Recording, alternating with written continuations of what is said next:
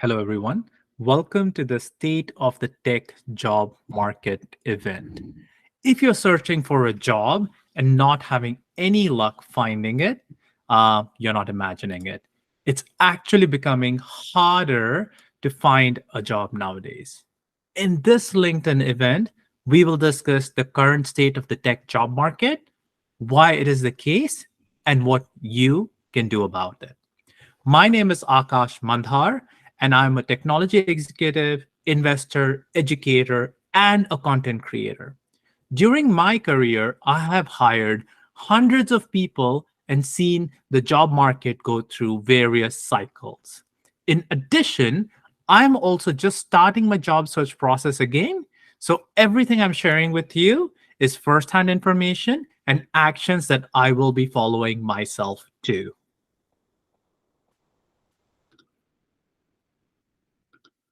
Let me just go ahead and share my screen.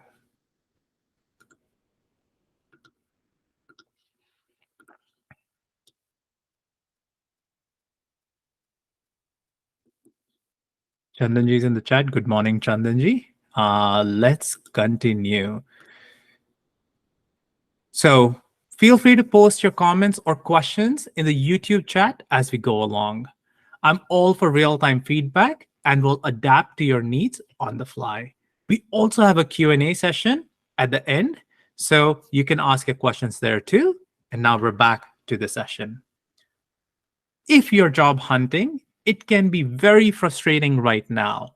This is one of the most challenging labor markets we have experienced.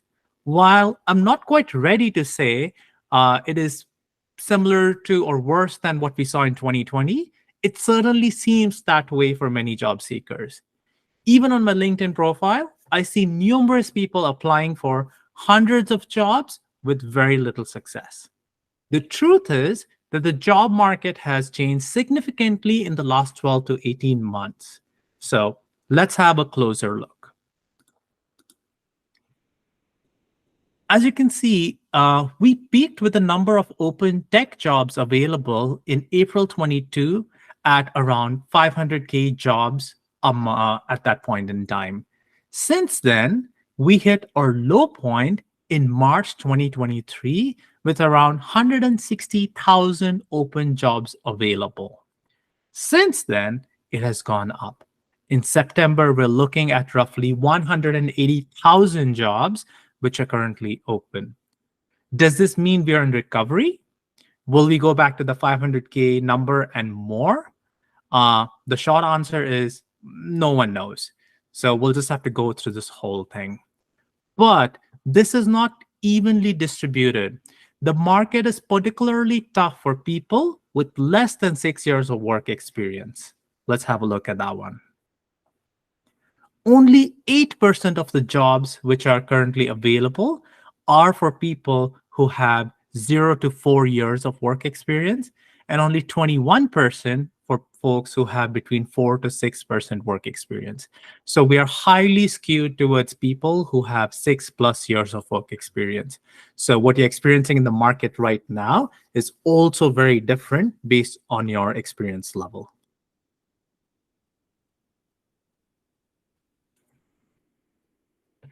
Just turning on the do not disturb.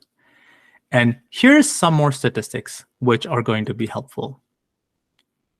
This is the number of tech layoffs that we have seen. As you can see, there have been consistent layoffs for at least the last 12 months. This peaked in Jan 2023 at roughly 353 different tech layoffs. And if you look at the number of tech employees who are impacted, this is what that looks like, along with the companies from which those employees were. You can see over here that we peaked again in Jan 2023 at 108,000 people being impacted in 1 month. This is not an easy time to be a job seeker. It's certainly not recommended that you quit your job at this point in time unless you have a very well-defined strategy. A lot of job seekers are finding this out the hard way, that things quite aren't the same as they were 18 months ago. So how did we get here? Let's turn off the screen share and have a little bit of a chat.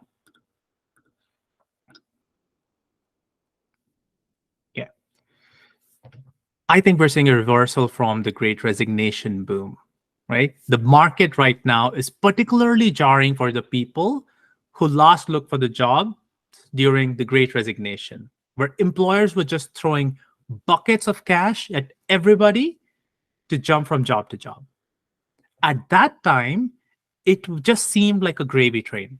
Like, then those same people who got the big salaries suddenly found themselves quickly on the other side of the layoffs. And they were targeted because of those big salaries, among other reasons. Now they're back in the open market, thinking that it's going to be the same as it was the last time. Unfortunately, the reality is that it just isn't.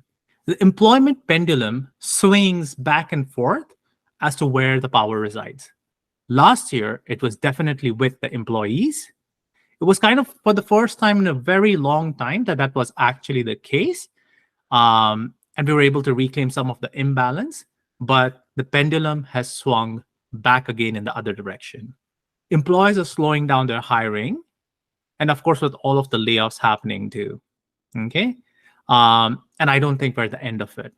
I do think we will have few more layoffs coming until the end of this year. We may even see an uptick in the number of layoffs in areas which may not even be tech related. Okay. So what does this mean? This means that the market already has a lot of people and there are more coming. Okay. There's going to be increased competition for certain jobs. So what worked so far is not going to continue to work. You cannot blindly just go ahead and apply for applications and hoping that you get to hear back or you get a job. You'll have to change your tactics, and we'll cover that later in this video. But let's look at some more specifics. So some of the roles that were most impacted were product managers, software developers, and other technology-related roles. These are just a lot of people who jumped their jobs in the last 18 months to get a big pay rise, which was very short-lived. But that's not the only ones who are impacted. More people are impacted. The same goes with recruiters. They have been hit very hard. It was a heyday for recruiting in the last 18 months when they could get an offer which was like 40K, 50K above what they were earning. And they were able to just hire people left, right, and center because so many people were switching jobs. But it only lasted for 5 minutes, and now that is over too. And recruiters were some of the people who are the last ones to be hired and first ones to be fired because there are not enough openings. You do not need a big recruiting team. Okay, so now there's a huge glut of people in the job market. If you're somebody that's in human resources or in recruiting or one of those engineering managers who are still hiring, you are seeing hundreds, if not thousands of applications for roles for which you could not just find enough candidates before, right? The budgets across the board have been tightened, and we're seeing offers being rescinded too. So there were people who had gotten offers, had told their employers were about to go join this company, but the offer just vanishes. So going back, please be very careful. Do not quit your job unless you have to. And always think about having a backup plan regardless, in case you're impacted, right? Okay, so what's happening? Since the recruiting teams have been slashed, the workload to screen and hire for all of these open roles is falling on the recruiting managers. These are the same recruiting managers who had to do further layoffs, but their workload and what they're expected to deliver has not really gone down significantly. So they're overworked and they're understaffed, and they're also trying to hire people. What means is the quality of the recruiting process plummets. I've heard from lots of people that they have applied for jobs, but they never hear back, or they're just rejected, or they're dropped in the middle of the process. That's because there are not enough recruiters who were the shepherds of this process, and all of the workload is also falling back onto recruiting managers who are also overwhelmed. So it's not that they hate you, they just don't have the time. Cool. Recruiting has become more impersonal also with AI coming into the fray. So we have automated filtering of resumes where AI looks for certain keywords in the resume to shortlist the candidates who have applied. So what this means is candidates have now resorted to stuffing the resume with all the keywords to get past the initial screen, to get in front of the hiring managers, or get an in-person interview. But wait, there's more. I've also seen a rise in one-way interviews. So, what are one-way interviews? So, these are interviews where you log into a meeting, you're given a predefined set of questions, and you need to just answer the responses and record it in real time. I think they're really it's hard to have one-way interviews because there's no real-time feedback coming through to you. You're just talking to the screen, and then there's going to be some AI somewhere sitting there and judging you based on various parameters to see if you should be passed along to a hiring manager or you should even get an in-person interview. And if you're lucky, maybe there's somebody who's sitting back there looking at your recording to see if you should be given a shot. The lack of real-time feedback is really what concerns me in these one-way interviews, because interviews are always conversational. You're getting feedback. You're also filling in the places where maybe you did not provide enough information, so the interviewer can go in and probe a little bit more. But those are some of the issues that I'm seeing with these one-way interviews. And this is more to recruiting, right? There's like this human aspect of recruiting. We're looking to hire the person as a whole. They have passions, they have certain skills which may not come through in the resume screen or the one-way interview. Sometimes you just have to bet on people and be like, yep, this person seems like the right person. And that can only happen when you're talking to a human and not being filtered by an AI. But to be fair, there are not too many options left for these people. As we talked, like they are understaffed, overwhelmed, very few positions, more and more people coming in the job market applying for those positions. So they have to come up with ways to streamline their process. And unfortunately, this is a process. So you can either try to figure out how to work in this process, or you can figure out how can you go ahead and circumvent these processes. Okay. So my intention is not to scare you, but to make you aware of the current state of the market so that you can make an informed decision with your job search, or just prepare in advance if you're still gainfully employed, but preparing for maybe a future layoff. Alrighty. So let's jump into what can we actually do over here. Okay. But before we jump in, let's take a quick detour. Okay. What was a valid strategy for hiring last year, as I mentioned, is no longer a valid strategy to get hired this year. Okay. And there's this approach that I use to get good at any skill. It has 3 steps. It's get started, get good, and get smart. And let's take an example. I wanted to go ahead and start making YouTube videos over a year ago. And there were a lot of unknowns. Like I did not know if I had the right gear. I did not know what topic I would talk about. Did not know like if anyone would even watch. I had imposter syndrome to say, why am I someone who can talk about this particular topic? How would I promote it? What would people think about it? And et cetera, et cetera, et cetera. And the list goes on, like thumbnails, titles, you name it. So it's very easy for me to get overwhelmed and not do anything about it. Okay. What you really need to do is you need to go ahead and power yourself and have the courage to show up and get started. So I decided to get started recording the videos on my phone, right? Used iMovie to edit the videos, which was very basic. I had the exact same music in every single video I was putting out there because I didn't know any better. And I just wanted to get started and put those videos out there. My thumbnails were horrible too, but I started posting regardless, right? The first few videos were for me. So when you get started, don't expect to have immediate success. This is where you're just kicking the tire. You're just starting to learn how to go do that particular skill. So that's what it was for me, right? But then once you are done getting started, you need to start getting good at it. I ended up getting Final Cut Pro, which is a more professional editing software. I bought some overlays for it. This is how you can say, subscribe here and do this, and like all those kinds of things. I learned how to do B-rolls. I started using more software, which could make my editing much better, my times much faster. I got better at Canva to go build better thumbnails. The point is, I just stuck with posting videos, and my cadence was post a video every single week. And as part of doing that, I ended up getting much better at video editing and posting videos. So you need to have the discipline to stick with whatever skill you have started to get to a point where you're really good at it. And then you have to get smart at it. This is the third phase. It was taking a lot of my time to go ahead and edit those videos. So I ended up hiring a video editing company in India. Their name is Social Theka. Hit me up if you need a referral. They're really, really good, right? And then all I had to do was record my videos and send it over to them. All of the editing, B-rolls, music, thumbnail generation, it's all taken care of for me. So I'm more than happy to trade my time for money to get a better quality service where they can do better than I can. But I know enough, and I have done this work in the past to know that I can go use them. In addition, I also went and signed up for the part-time YouTube Academy course by Ali Abdal. So that saved me months, if not years of time. And I learned from his experiences and experiences of other people in my cohort. So this is where you get smart.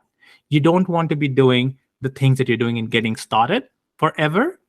You go ahead and get good at the skill, but then you go ahead and learn leverage by investing in yourself and by investing in making the workflow simpler for you to have it work for you. Okay, so you might say, what does it have to do with finding a job? Great detour, good story. But I would say it has everything to do with finding a job. As you go ahead and try to navigate this market, you have to figure out certain things fall in the get started phase, certain things fall in the get good phase, and certain things fall in the get smart phase. So as we go through these tips, I will tell you which one falls where. So first of all, I'm sounding like a broken record, but if you have a job, please be put, but prepare for the worst case eventuality. Now is the time to start thinking about all of the other tips that I'm going to share with you. So please be ready to go deal with all of that. Cool. Now, level up your LinkedIn profile. This is how people see you on the internet and the first thing that they click on when they want to go ahead and look at your profile. So going back to the get started, get good, get smart thing, this is the stuff that is basic, right? You have to go put out your LinkedIn profile. Most people have an empty profile. They just have like a employment section, but no accountabilities and responsibilities listed over there. So I had done a session before on how to level up your LinkedIn profile. And you can go ahead and download the presentation for that from our website. It's on akashmandhar.com/ebooks. I'm going to go ahead and quickly share my screen so you can go have a look at it also. So this is where ebooks. There you go, just-in-time editing. And let's go. The website, you can go into the ebook section, and you can go ahead and download this over here. And what this has is this has a bunch of ChatGPT prompts and information on how you can go ahead and make your profile stand out. What is the importance of a profile picture? How can you get a headline that stands out? How can you go ahead and take some talking points and build out your experiences section and so on? I would highly, highly recommend you go watch it. We don't have to go through it over here because it's already out there. The second thing I'm going to say is avoid survivorship bias. What I mean by that is online forums such as Reddit often feature posts where people are struggling to go find a job. This is where you see things like, oh, there were hundreds of postings and thousands of postings, and I did this thing, and like it was such a bad experience in getting my job. You need to understand that negative experiences are more likely to be shared than positive experiences. Positive experiences are generally less likely to be shared. So don't spend your time just reading those posts and letting it mess with your head. Don't let it get you down. You have to get started, you have to get good, and you have to get smart. These are the kind of things which can hold you back. So don't let it affect you. Do all of that, but I'll give you some other smart tips over here. Utilize what I like to call hot, warm, and cold outreach. Understand what the difference of these three are. Your biggest asset is your network, which is available to you via LinkedIn or the people that you generally know. The way you go ahead and find a job in this kind of a market is through having those trusted connections. And trust is transitive. Okay. So let's go with an example. Say I have worked with this person for lots of years. They were my manager or somebody I knew who are stakeholders in a company which may or may not be hiring right now. Okay.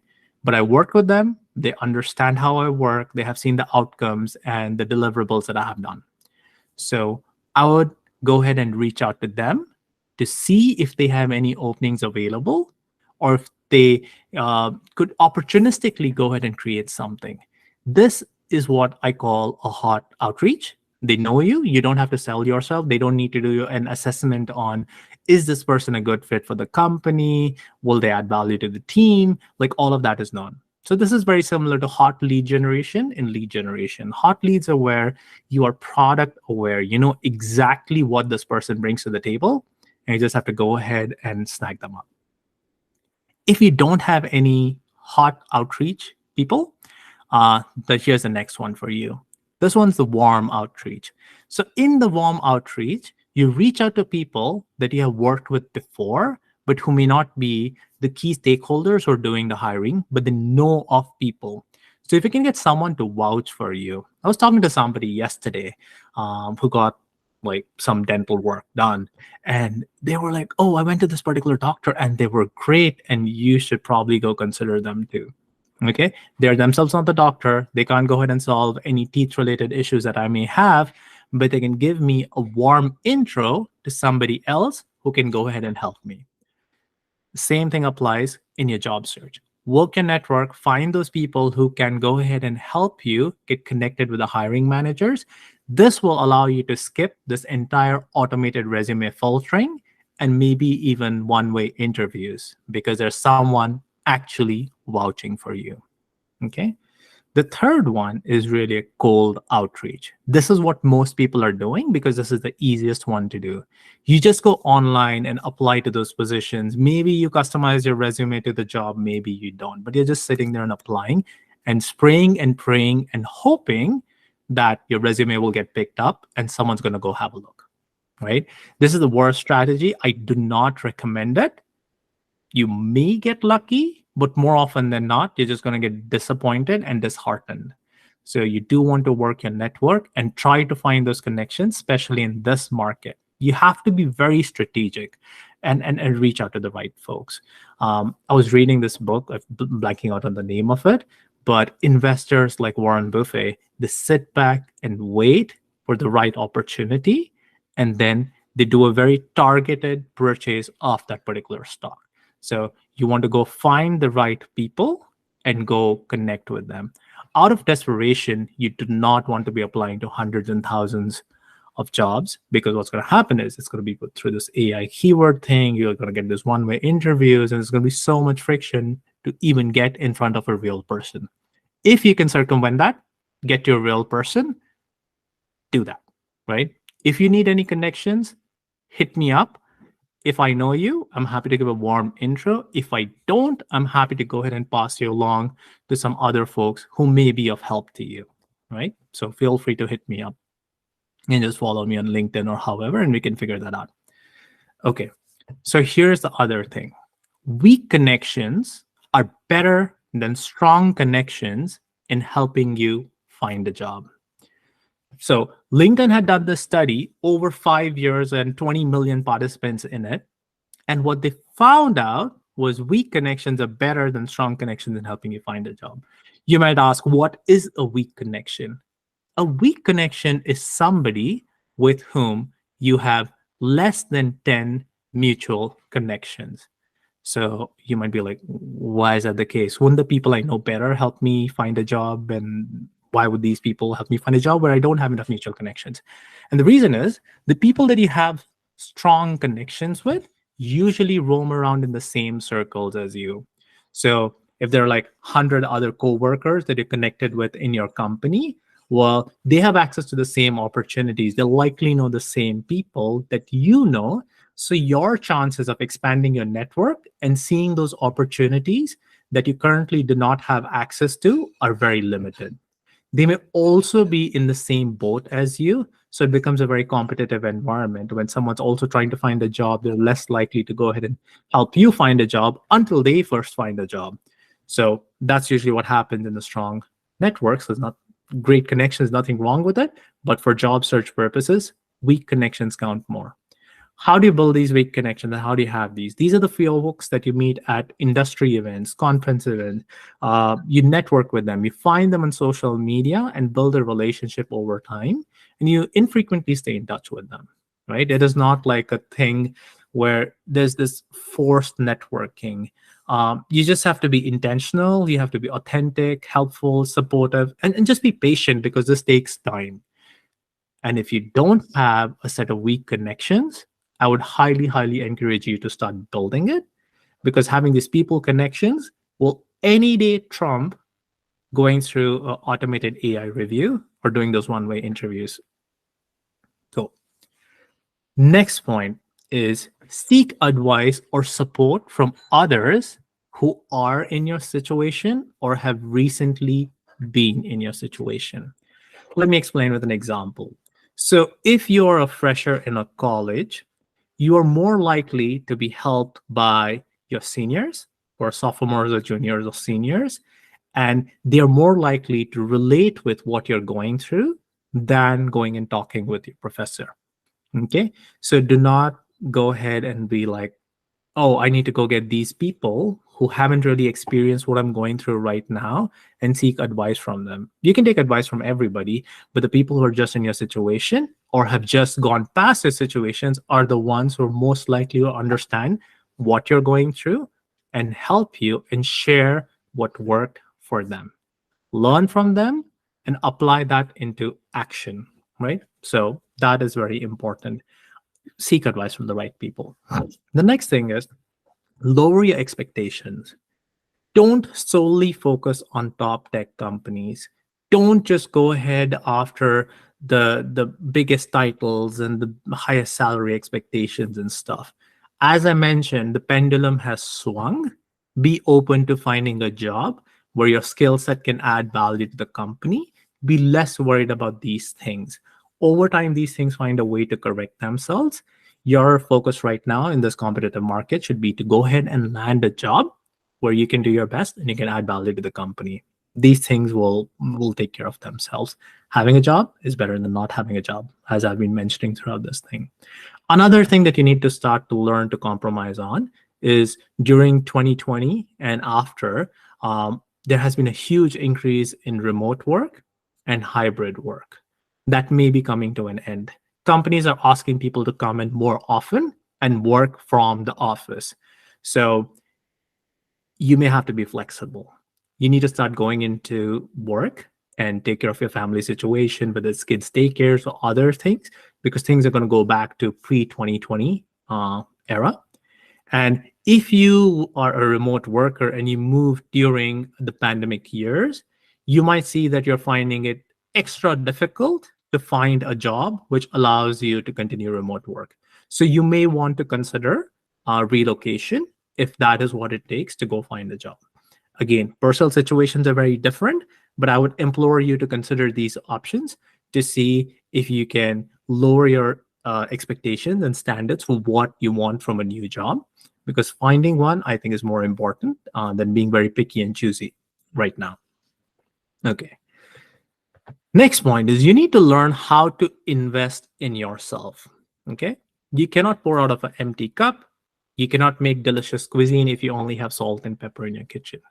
So learn the relevant skills, learn the relevant technology, use this time to better yourself and to shorten the time frame that it takes for you to deliver value. Similar to how I went ahead and took the YouTube Academy course by Ali Abdal, it helped me learn months, if not years of things in days. So find relevant courses, find relevant books, use this time to invest in yourself.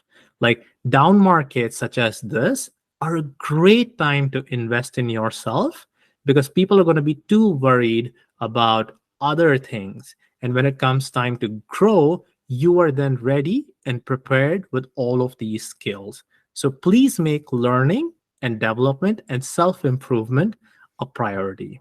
Learn how to build an online presence. Okay. Show your work online and build credibility. So when people search for you, whether it's on LinkedIn, whether it's your own website, people will go ahead and learn more about you and your work and what you stand for.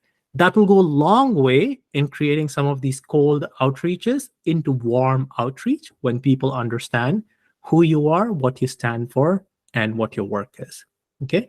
So please start building this online presence so that your online presence can work for you when you're away. All right.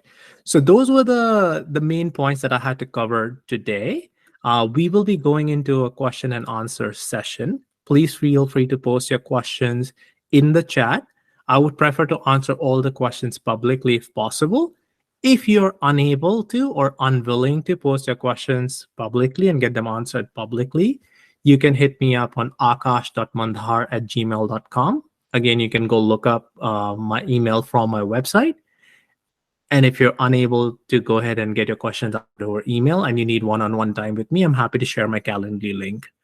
I do not charge a fee for any of this. This is just like for the community. So my only request to you would be pay it forward. If you see somebody who is in need of help and support, please help them out. All right. With that, let's jump into any questions that you may have.